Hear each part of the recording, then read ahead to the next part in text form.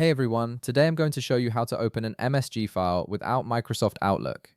Without any further ado, let's get started. First, open a new browser tab and navigate to encryptomatic.com/viewer. This is a free online email viewer that allows you to access MSG files directly from your browser without needing Outlook installed on your computer.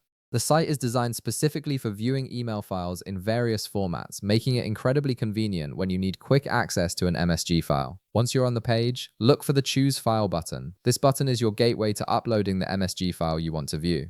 Go ahead and click on it to proceed. When you click this button, a File Explorer window will appear on your screen. This window lets you browse through your computer's folders and files to locate the specific MSG file you need. Now, from this File Explorer window, simply navigate through your folders to locate the .msg file you wish to view.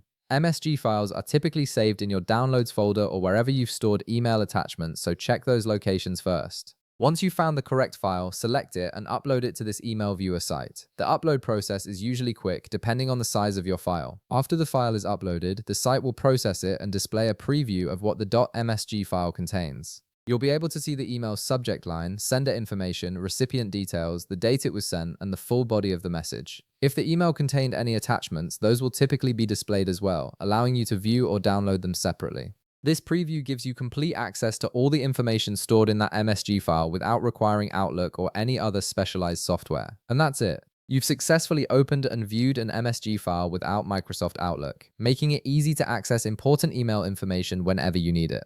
If this video helped you out, be sure to leave a like, subscribe, and I'll see you in the next one.